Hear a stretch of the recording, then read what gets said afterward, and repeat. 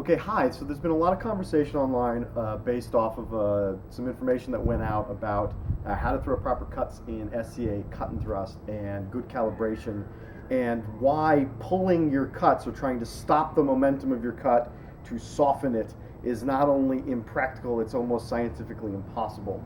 And it's some really good information that's out there, and I know it's sparked a lot of conversation, and a lot of people don't really know exactly what we're talking about or what to do when we say, practice proper cutting mechanics or relax your hand or those types of things in order to gain a sense of calibration. So one thing I wanted to do was put out just a little information on how I do this. This is sort of my technique for controlling my blows, controlling my calibration. I fight SCA Rapier, SCA Cut and Thrust, unarmored program that's in Kaid. I fight SCA heavy weapons, armored combat. I fight in HEMA circles with all sorts of different calibrations and power conventions. So being able to properly cut and control the power of your cut is really important. And when you can do it, you can scale up and down based on what calibration you need, and it all comes from the same fundamental process, the same fundamental mechanics. I'm going to try to keep this video kind of relatively short as much as I can, and then we'll see how it comes out. So I hope you enjoy it. You can contact me, get in any sort of information. One thing to start with, I'm just going to use an arming sword here so that you can see my hand a little bit better. And it's got a nice heavy weight to it for cutting, and this would be considered fairly dangerous in some places. And if you don't know what you're doing with it, you've got a lot more mass in the blade in your cut. So, hurt people, force, right? But one of the things it starts with is how you hold your sword and how you swing your sword. A lot of people grip their sword very tightly with their hand, and they try to use all of these big motions to chop and strike their opponent.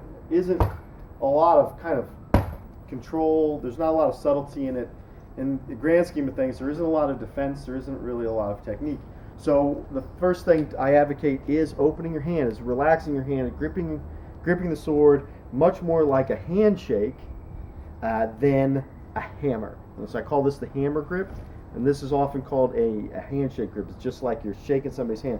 What that allows you to do is, as you open and close your hand, the point of the sword goes up and down, and this is how we control the arc of the cut, and it creates a nice smooth arc. Where you're cutting through targets, that's exactly what you want, is a nice smooth arc, not getting to here and then your blade doesn't travel the rest of the way. What you want is a nice smooth arc when you cut. Obviously, if you're cutting and sparring and you're cutting at an opponent that you don't want to cleave in twain, and you have a blunt sword, you're not going to be able to do that anyway.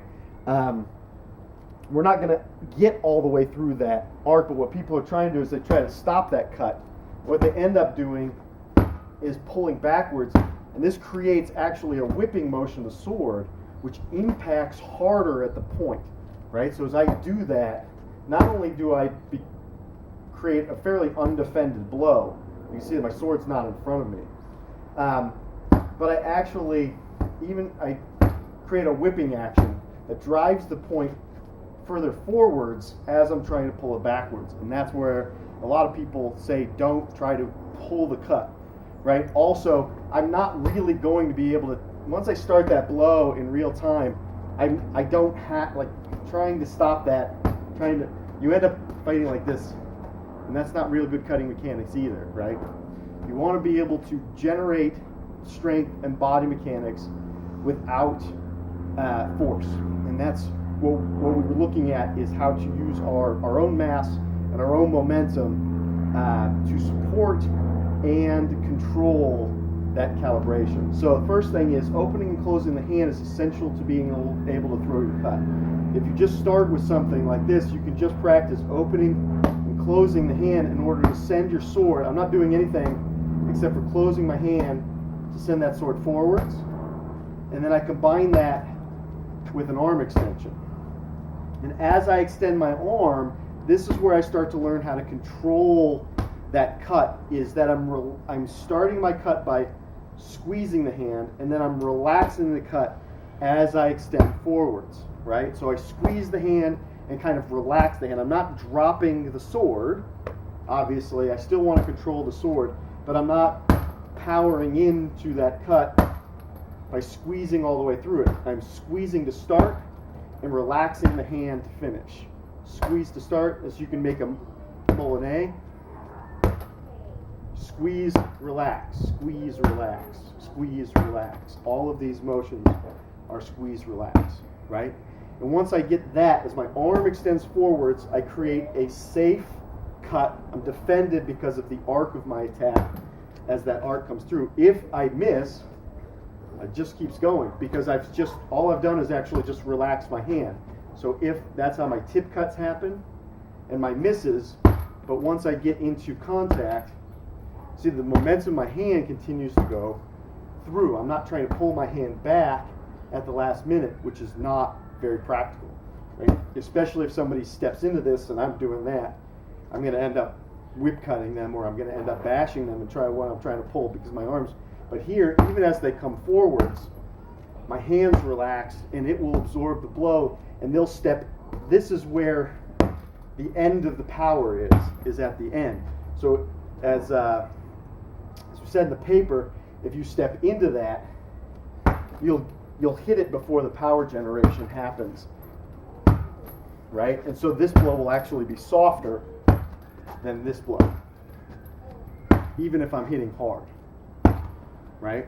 So once I've got that, I want to use my movement to stabilize the actions. And when I say that, I want to be stepping in and forward so that I'm strong and stable in my hand when I make my cuts. I don't want to be...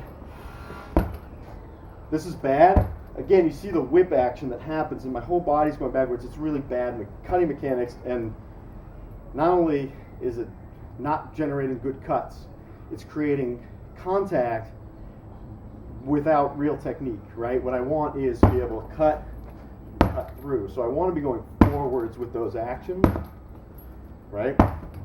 And I want to be driving power, but I want to be controlling that power. So as I step, especially in cut and thrust when I'm trying to control my calibration, I want to step forwards and down into the ground, right? So I want to send my weight into the ground and not into my opponent, right?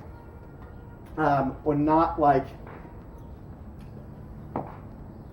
So if I were to be throwing this in SCA armored, and I need to be able to generate force, I'm going to turn my hip into that blow, that same, even from here, front leg forward, it's the same cut. Open the hand, squeeze the hand, right? I'm not going to relax as much because I don't want to take as much out of that. And I'm also going to put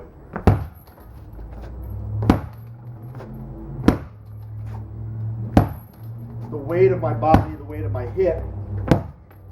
That was bad.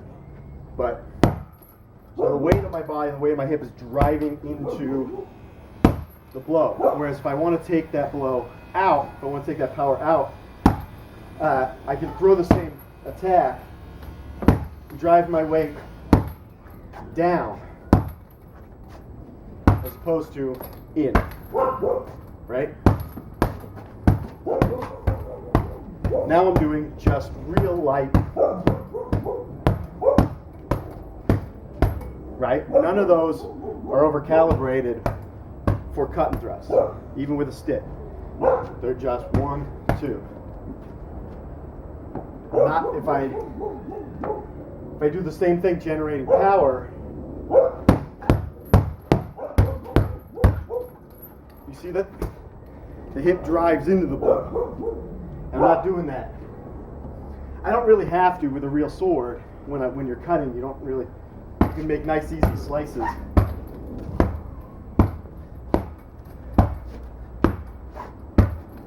And we're coming through.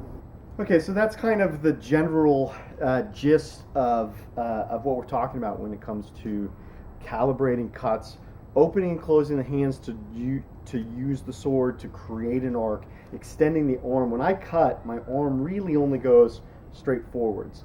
The hand and the wrist control the arc of the blow.